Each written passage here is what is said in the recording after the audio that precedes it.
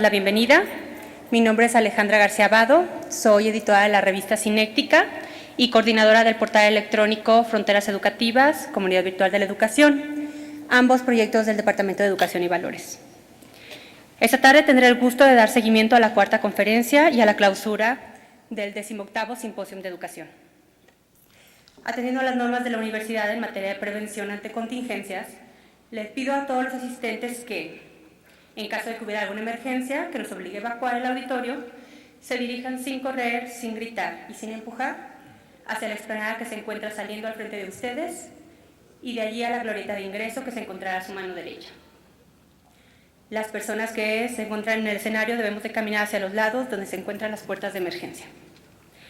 Esta tarde disfrutaremos de la cuarta y última conferencia magistral del programa y tendremos también la clausura del 18º Simposio de Educación.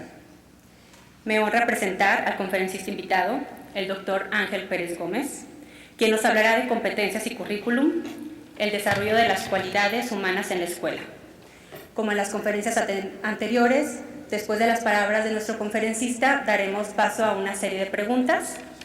Las personas que deseen podrán solicitar el micrófono a nuestros asistentes. El doctor Ángel Pérez Gómez es licenciado en Pedagogía por la Universidad de Salamanca, licenciado en Psicología y doctor en Pedagogía por la Universidad Complutense de Madrid. Profesor adjunto de las Universidades de Salamanca y Complutense de Madrid y catedrático en la Universidad de La Laguna y de la Universidad de Málaga. Ha desempeñado los cargos de vicedecano de la Facultad de Educación, asesor técnico del Ministerio de Educación y Ciencia, vicerrector de Ordenación Académica y Profesorado en la Universidad de Málaga y vicerrector de Investigación en la Universidad Internacional de Andalucía. Ha participado como coordinador, investigador principal o evaluador externo en diversos proyectos de investigación I+D, financiados por la Comisión Europea, el Ministerio de Educación, la Junta de Andalucía y la OEI. Director de la Oficina Andaluza del Espacio Virtual del Aprendizaje, gestor nacional de proyectos I+D en Ciencias de la Educación, en la Dirección General de Investigación del Ministerio de Educación y Ciencia, y director del Departamento de Didáctica y Organización Escolar. Ha publicado 20 libros y más de 100 artículos y capítulos de libros, entre los que destacan Las fronteras de la educación, Epistemología y Ciencias de la Educación, Comprender y transformar la enseñanza, Más allá del academicismo, los desafíos de la escuela en la era de la información y de la perplejidad, Nuevas tecnologías de la enseñanza, Reinventar la profesión docente, nuevas exigencias y nuevos escenarios en la era de la información y de la perplejidad, Aprender a enseñar en la práctica. Ha recibido, entre otras, los siguientes premios y condecoraciones: Premio Nacional de Innovación e Investigación Educativa, Primer Premio Nacional de Investigación, Huésped Distinguido de la Ciudad de Jalapa, Veracruz, Medalla de Oro del Ateneo de Málaga al Mérito Docente y un proyecto de excelencia de la Junta de Andalucía. Doctor Ángel Pérez, te dejamos la palabra.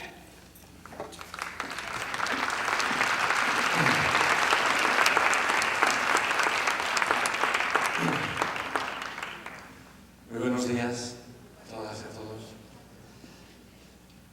Es un placer para mí poder compartir este rato que vamos a tener para compartir ideas, preocupaciones,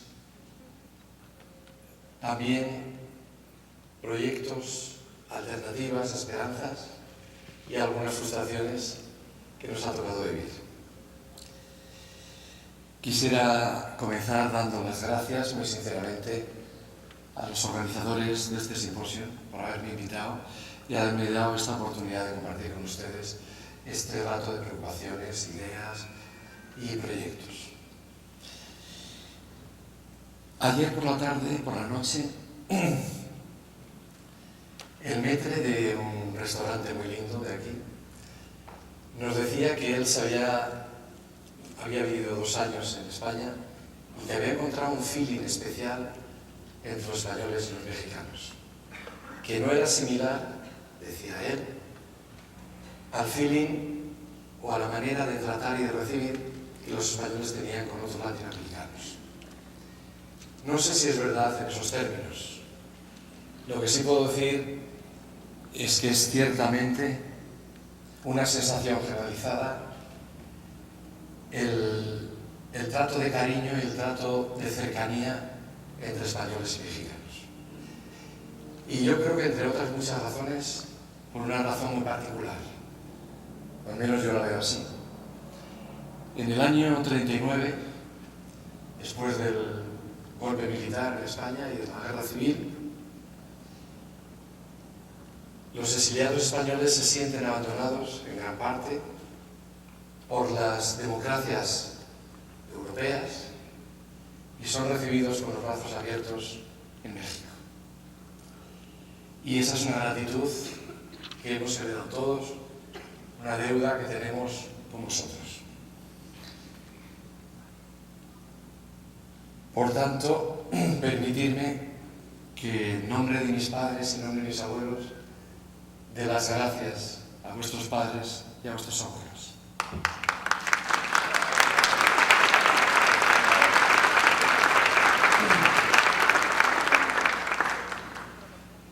Una advertencia que me gustaría hacer, aunque quizás no fuera necesaria, pero las sugerencias, los planteamientos, las alternativas, las propuestas que yo haga se basan en el conocimiento y en mi experiencia de una realidad, de un contexto pedagógico, de un contexto educativo, que es el contexto español dentro de la Unión Europea.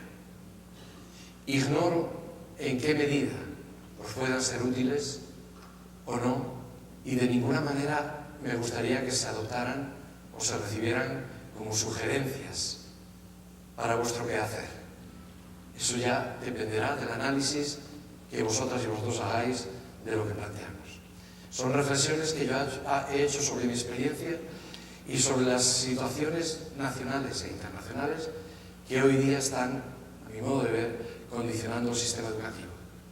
En qué medida puedan aplicarse o no a un contexto particular como el vuestro, tenéis que decidirlo vosotros. Por tanto, no pueden, yo creo que no deberían recibirse como prescripciones, como planteamientos que alguien externo, extranjero, viene a hacer a una realidad que desconoce. Pero sí es verdad que es una realidad que nos está preocupando a todos y que está bastante generalizada en todos los países de la OCDE y en aquellos que han firmado también acuerdos para la reforma del sistema educativo, y que tiene que ver con el título de la conferencia, el sentido de las competencias como finalidades del currículo. Permitidme que empiece con un pensamiento de Thomas S. Eliot que a mí me ha servido mucho para intentar concretar la preocupación que yo tengo y que creo que es compartida por muchos agentes del sistema educativo. Decía Thomas S. Eliot, ¿dónde está el conocimiento que se ha perdido entre la información? ¿Y dónde está la sabiduría que se ha perdido entre el conocimiento?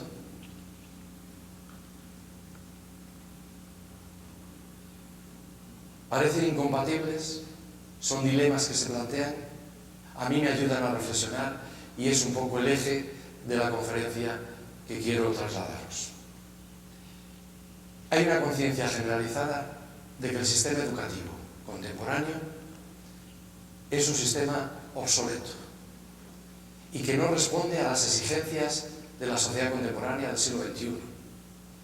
Son otros retos y otros desafíos que el sistema educativo que conocemos en el mundo occidental está más adaptado a las exigencias y retos del siglo XIX, cuando se constituyó como tal, que a las exigencias y desafíos del siglo XXI.